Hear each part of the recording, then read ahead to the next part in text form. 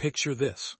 You are drifting in the cold dark above the Charon Drift in the year 4471, and the red dwarf below you is dying so slowly that nobody has bothered to update the star charts in 80 cycles. You expect to see panic. You expect sirens, evacuation pods, weapons fire, prayer. Look closer. The elderly human woman in the dust-choked archive isn't praying. She isn't hiding. She isn't even looking up at the sky. Alina Hask is sharpening a pencil.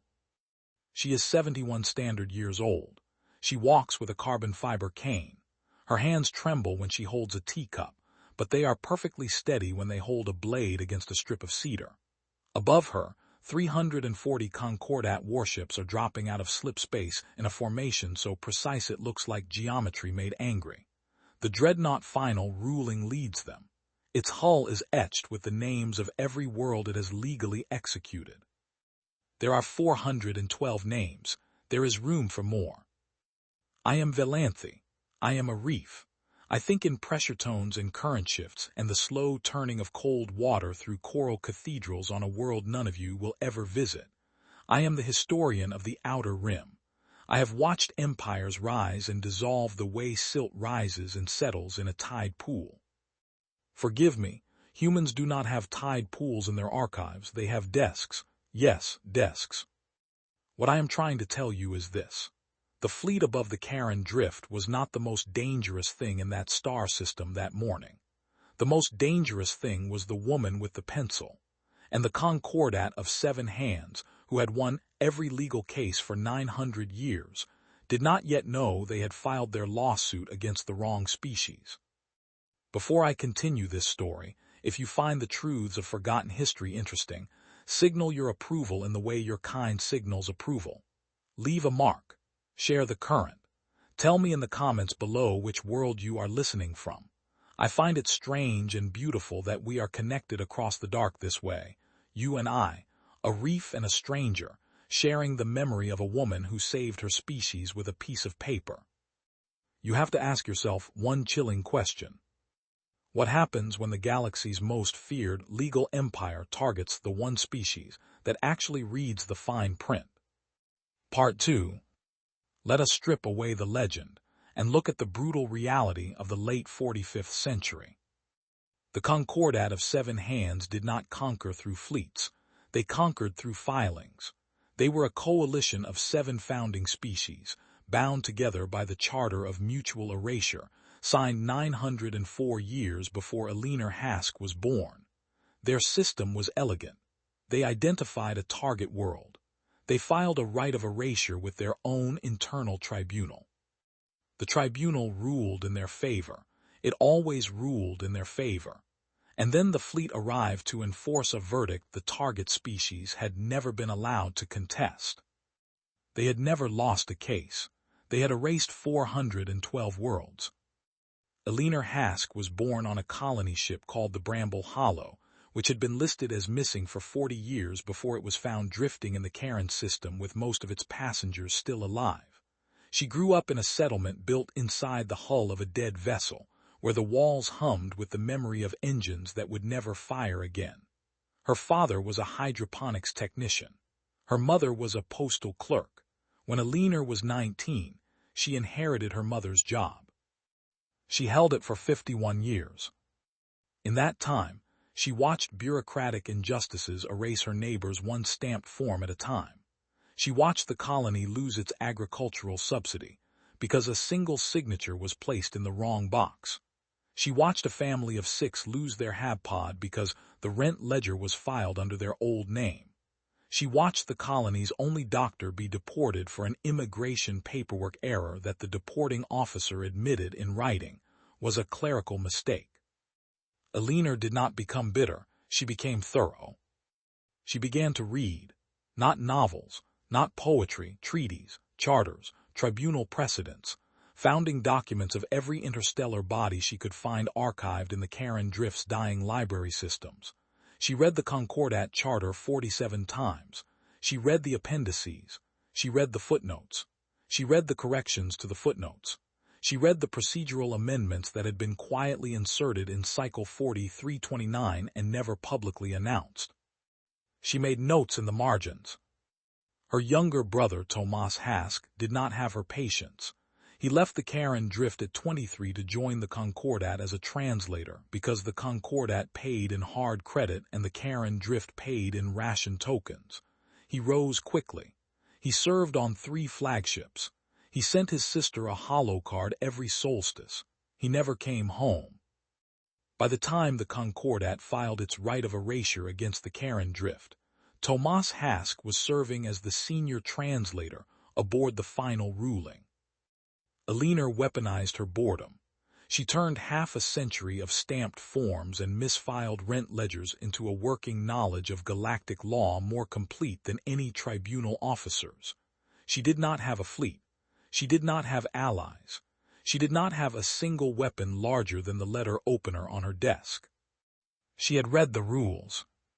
The postal clerk was dead. The archivist was ready. Part 3. Look at the Karen Drift in the late 45th century. Forget the romantic frontier colony stories the holodramas tell you. Forget the heroic settlers with their gleaming biodomes and their proud flags. The Karen Drift was a graveyard. 3,041 humans lived inside the corpses of 17 colony ships, lashed together in a slow orbit around a red dwarf so old it was beginning to shed its outer layers in sad, slow puffs of plasma. The settlement was listed on every official star chart with the same 3-word designation: abandoned. Do not log. The colony had no fleet. It had 3 patrol skiffs, 2 of which did not have working engines. It had no allies. The nearest Concordat-aligned system was 4 slip jumps away, and the nearest non-aligned system was a Valanthi reef world that did not speak to humans because it did not, strictly speaking, speak. Forgive me, we do speak. We simply do not use words. Your kind finds this confusing. Worst of all, the Karen Drift had no legal standing. The Concordat had filed its right of erasure 6 cycles earlier, in a closed tribunal session, and the colony had been formally declared non-existent for legal purposes. They could not appeal because they did not, on paper, exist. They could not file a countermotion because countermotions required a legal entity, and they were not one. On paper, they were already dead. Alina faced a brutal mathematical reality. You cannot fight a legal empire with weapons. You cannot fight a fleet with 3,000 people, 2 broken skiffs, and a working knowledge of hydroponics. You cannot appeal a verdict from inside a coffin. You can only fight a legal empire with better paperwork. She needed time. She needed authority. She needed a single, undeniable legal identity that could be cited in any tribunal in the galaxy, and she needed it before the fleet arrived. She did not have weeks. She had 11 days. Part 4. Alina did not wait for the fleet to make the first move. On the morning of the 11th day before contact, she invited the 7 elected stewards of the Karen Drift to her archive for what they believed was a memorial vote. The stewards were the closest thing the colony had to a government. They were elderly, mostly. They drank tea. They argued about ration allocations. They had not held a meaningful vote in 12 cycles. Imagine sitting at that table. You are old. You are tired. You are dying with a colony that the rest of the galaxy has already forgotten. You expect Alina Hask, the strange, quiet woman from the postal archive, to offer you a cup of tea and a final speech. She offers you the tea. Then she locks the archive door from the inside, sets a stack of 14 folders on the table, and asks a single chilling question. Which of you, she says, has already signed a private settlement with the Concordat? The room goes still. 4 of the 7 stewards stop drinking their tea. Alina opens the first folder. Inside is a copy of a private deposition, witnessed and notarized, in which Steward Halman Voss accepts a Concordat resettlement bribe of 40,000 credits in exchange for easing the transition of the Karen Drift's erasure. The second folder is Steward Marin Cole. The third is Steward Petter Klim. The fourth is Steward Annika Brask. 4 bribes, 4 signatures, 4 traitors at her table. Alina does not raise her voice. She does not weep. She does not threaten. She slides 4 documents across the table, each one a motion of no confidence. Filed in triplicate, witnessed by the colony's 2 remaining notaries and 1 Velanthe observer who happened to be present in the system on a research charter. Forgive me, the Velanthe observer was me. I was younger then. I am still younger than most of my reef. We live a long time. By dawn, 4 of the 7 stewards had been legally stripped of office. The remaining 3 resigned in writing rather than face Alina's next folder. By the end of the day, Alina Hask was the sole legal signatory of the Karen Drift's administrative existence. She had not impaled anyone. She had not raised a weapon. She had performed a hostile takeover with the only tools she had ever owned. A pen, a witness, and the correct form filed in the correct order at the correct hour. Overnight, the Karen Drift had become a legal entity again. It existed. It had a government. It had a signatory. And it had, for the first time in 6 cycles, a standing to file a motion in any tribunal in the galaxy. The fleet was 8 days away. Part 5. 3 days before the fleet arrived, a Concordat diplomatic envoy dropped out of slip space at the edge of the Karen system. The envoy ship was small, white, and carried no weapons. It did not need any. 3 tribunal officers disembarked at the colony's main docking ring. They wore ceremonial citation helmets, tall white headpieces inscribed with every legal precedent they were authorized to cite. The helmets were sacred. Concordat tradition forbade their removal in the presence of a legally non-existent species, because acknowledging the non-existent species as a peer would be a procedural violation. The lead officer was a man named Vance Holloway. He was Concordat-trained but human-born, recruited from a frontier world the Concordat had erased 30 years earlier. He did not remove his helmet. He did not extend his hand. He held out a sealed document carrier and announced, in the formal cadence of his office, that he was here to deliver the right of erasure and obtain Alina's signature acknowledging the colony's extinction. Alina received him in the archive. She offered him tea. He refused. She offered him a chair. He refused. She commended his strict adherence to ceremonial protocol. Then she opened her own document carrier and produced a 14-page handwritten letter, sealed with red wax, addressed in her own careful script to Admiral Vassencourt, commanding officer of the Dreadnought Final Ruling. She handed it to Vance Holloway. "Deliver this to your admiral," she said, unopened. Holloway took the letter. He turned it over in his gloved hands. He looked at the seal. He looked at Alina. He looked at the letter again. "I am required by Concordat Article 9 to inspect all correspondence delivered to Flag Command," he said. "I know," said Alina. "Article 9, subsection C, paragraph 4. Inspection is required only when the correspondence is delivered by a non-recognized legal entity. As of 3 days ago, the Karen Drift is a recognized legal entity. Motion was filed in the open registry. Witness signatures on file. You may verify." Holloway said nothing for a long moment. He was a man who had spent 30 years reciting Article 9. He had never, in those 30 years, met someone outside the Concordat who had read it. "If you open the letter," Alina continued, "you violate Article 9, subsection C, paragraph 4. Your career ends. Your testimony in all prior tribunals becomes inadmissible. 412 verdicts come up for review. I will file the complaint myself. I have the form ready." She tapped a folder on her desk. It was thick. Vance Holloway looked at the letter in his hand. He realized slowly that he was holding a live grenade. He could not open it. He could not refuse to deliver it. He could not destroy it. The Concordat's own rules forbade all 3. He nodded once. He turned. He walked back to his ship. The letter went with him. This was no random act of administrative mischief. It was a calculated declaration of war. Alina was provoking Admiral Vassencourt. a man who had presided over the erasure of 16 worlds, who considered himself the living instrument of galactic order, who had never, in 40 years of service, received a piece of correspondence he was not allowed to read. Eleanor knew exactly what she was doing. She was making the most powerful legal officer in the galaxy carry a sealed envelope home like a child carrying a note from a teacher.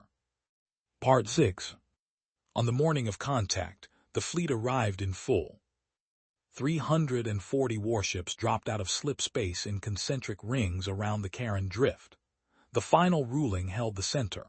Around it, 40 breaching corvettes, 60 legal execution vessels, 200 standard combatants, and 39 support ships carrying the tribunal officers, archivists, and notaries required to formally certify the erasure. The Concordat did not believe in subtlety. They believed in completeness. Eleanor watched the fleet arrive from the archive window. She drank her tea. She did not pick up a weapon. She picked up a transmitter. And then she began to publish.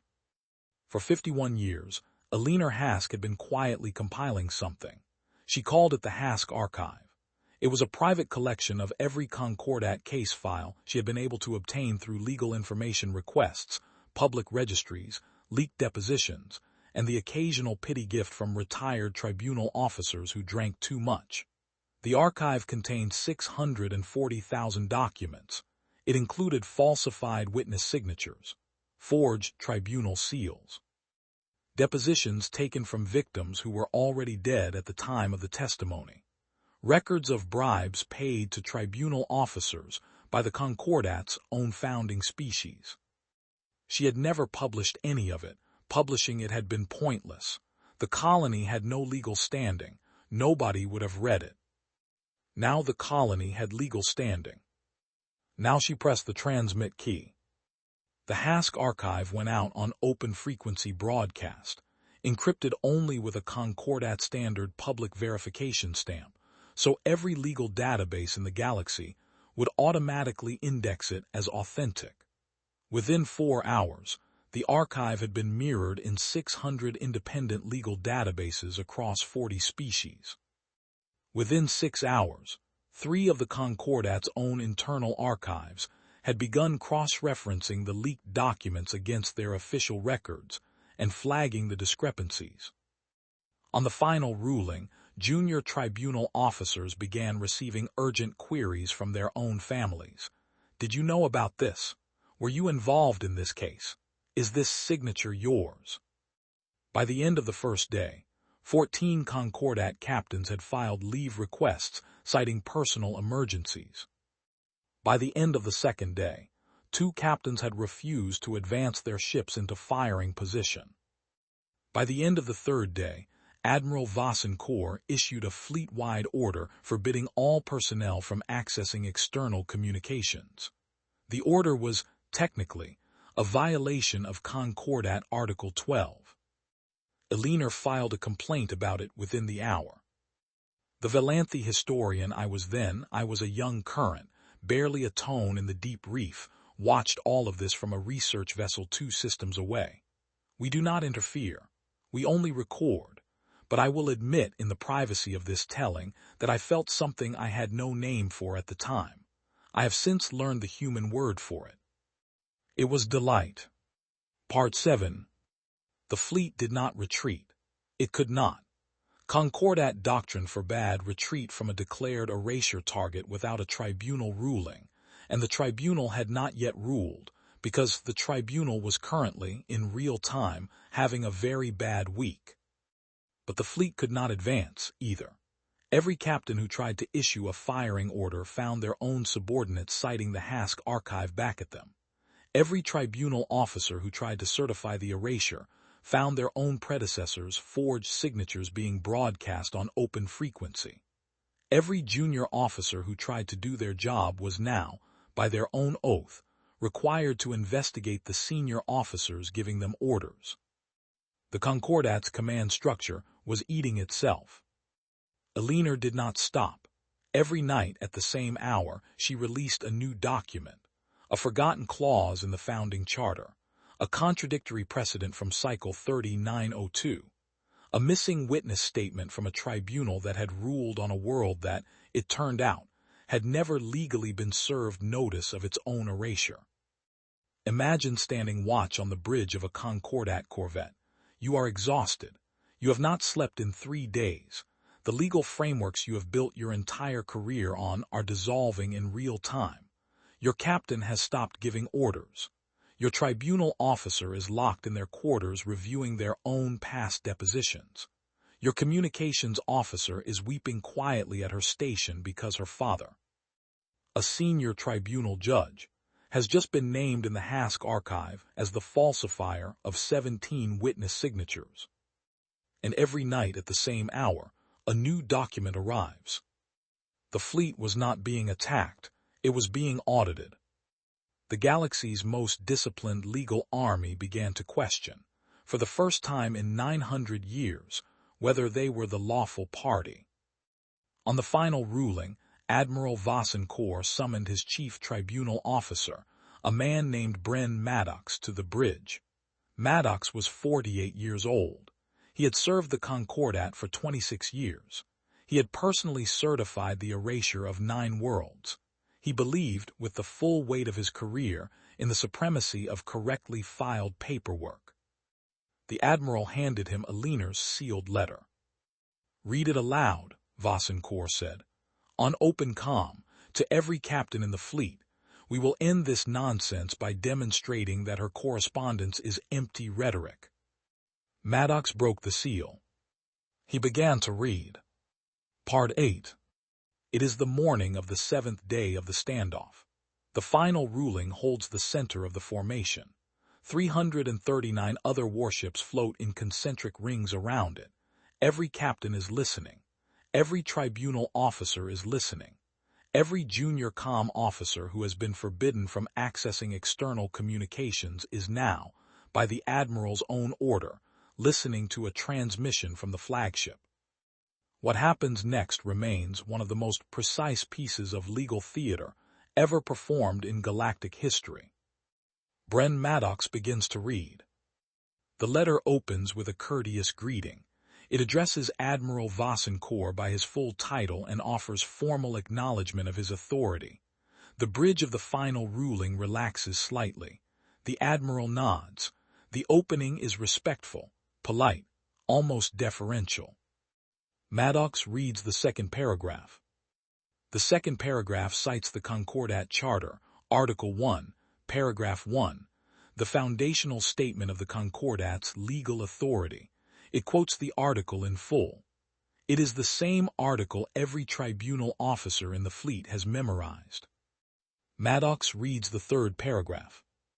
The third paragraph cites the Concordat Charter, Article 3, Subsection B, the article that defines what constitutes a legally recognized settlement.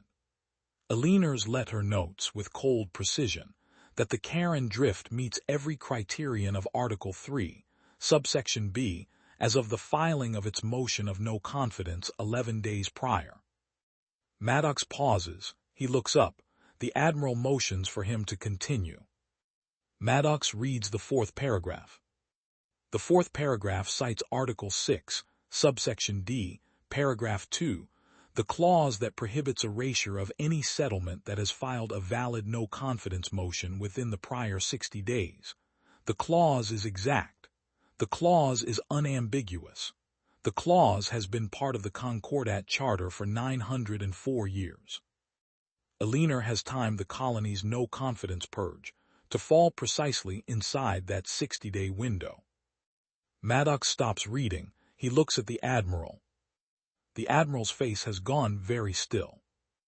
"Continue," Vassencourt says. Maddox continues. By the 8th paragraph, the letter has cited 14 separate articles of the Concordat Charter, all of them quoted in full, all of them indicating, in language the Concordat itself wrote, that the erasure of the Karen drift cannot legally proceed. By the 11th paragraph, the letter has begun citing the consequences of proceeding anyway. Maddox's own name appears on the page. So does the admiral's. So do the names of every captain currently listening on open comm. By the 14th paragraph, the letter has explained in clinical detail exactly which legal mechanisms will be triggered the moment the final ruling fires its first shot. Tribunal review of all 412 prior erasures. Personal liability for every certifying officer. Retroactive invalidation of the Concordat Charter itself, on grounds that an organization which violates its own founding document forfeits its claim to that document's authority. Maddox reaches the final paragraph. He cannot stop reading.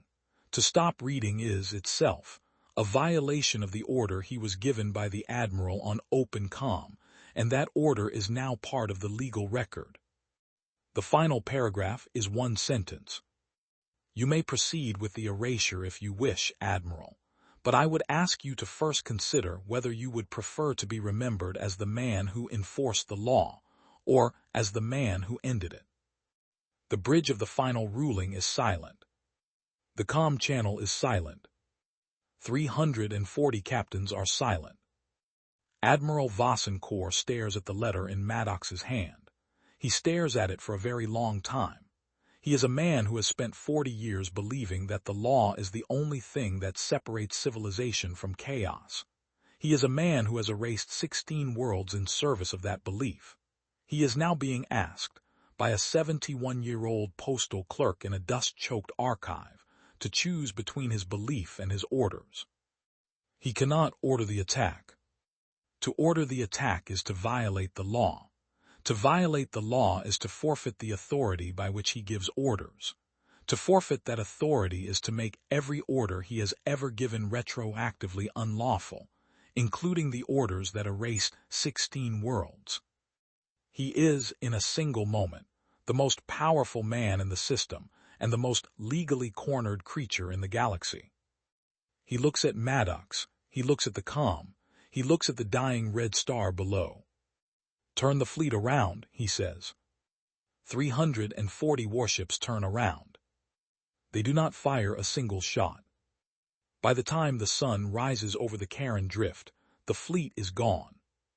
Part 9. The sun rises, but the work does not end. Eleanor does not celebrate, she does not weep, she does not even leave the archive. She drinks her tea, she refills the kettle, and then she begins phase 2. She publishes the letter. Not just the letter, the procedure.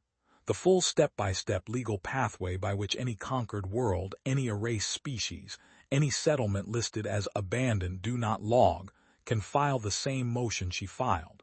She publishes it on open frequency. She publishes it in 41 languages. She publishes the witness templates. She publishes the notarization standards.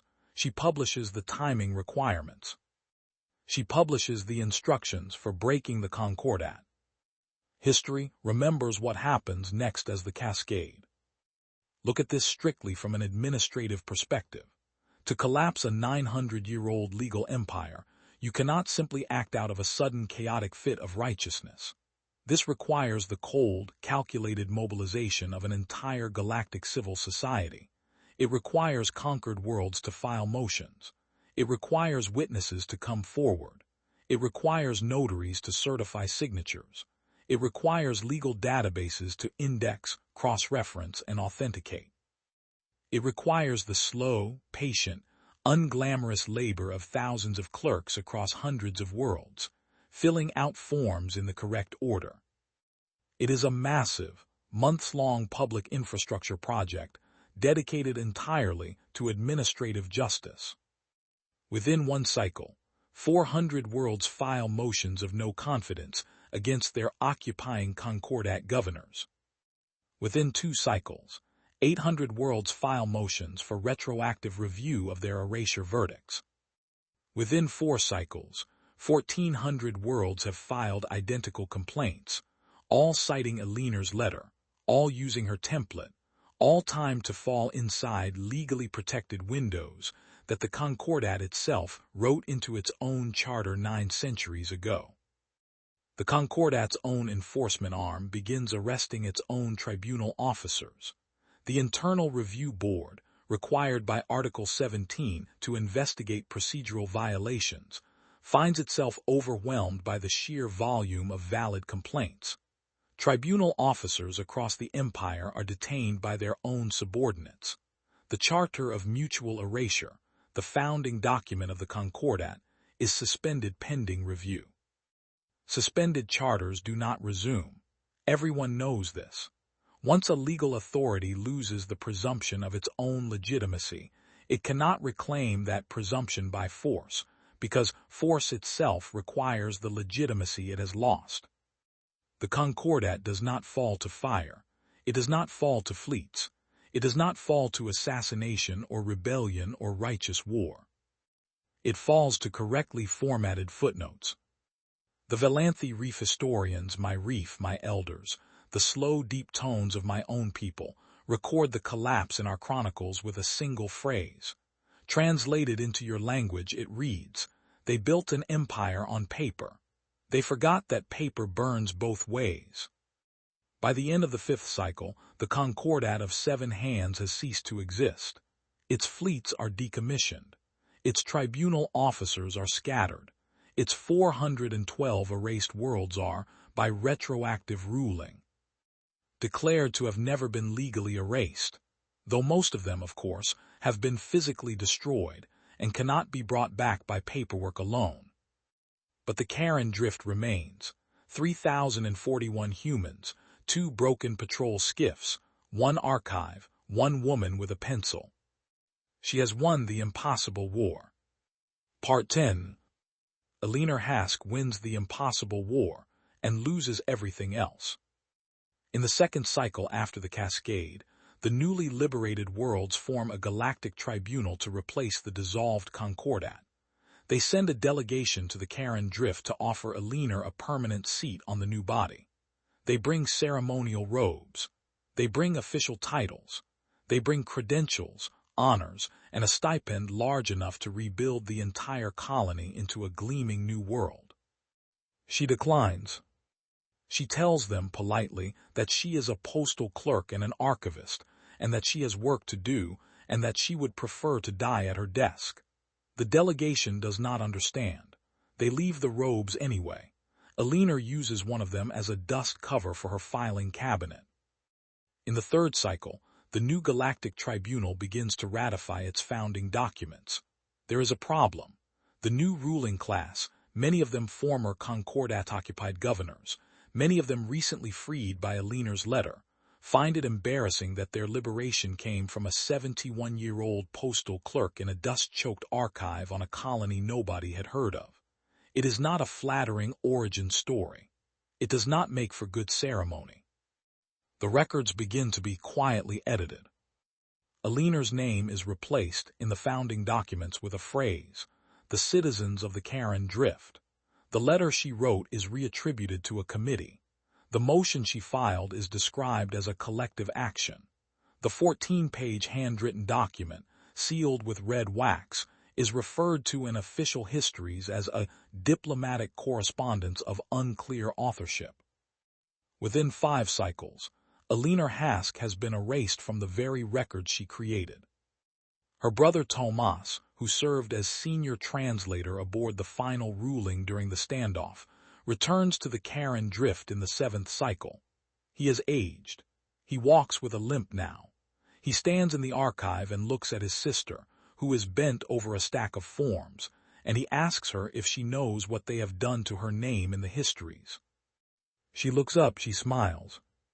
"I know," she says. "And it doesn't bother you." She shrugs, she returns to her work. "They needed someone to remember it," she says. "They didn't need someone to remember me." Tomas does not understand. He does not understand for a long time. He sits with her in the archive every day for the next 2 years, helping her file. He learns where the comma goes. He learns which form requires triplicate and which requires only a single witness. He learns slowly that his sister was not a postal clerk. She was a librarian of the species. She kept the receipts. She knew where the bodies were filed. Eleanor dies alone in her archive at the age of 79. Tomas finds her at her desk, a pen in her hand, halfway through a routine ration allocation form. The form is correctly filled out. The signature is steady. The date is exact. The galaxy moves on.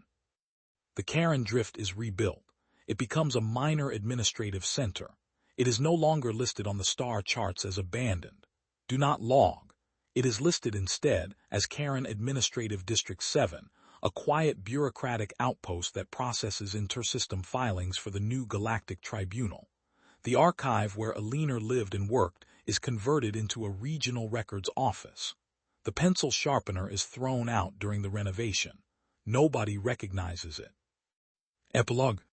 Centuries pass. In the year 4847, a children's holobook is published on the world of Vesca Prime. It is titled The Sorceress of the Karen Drift. It tells the story of an old human woman with magical powers who shouted down a fleet of 340 warships using a glowing scroll that contained a sacred incantation. In the illustrations, she wears a flowing robe and holds the scroll above her head as the warships flee in terror. The children love it. It sells very well. I have read this book. I have read it many times.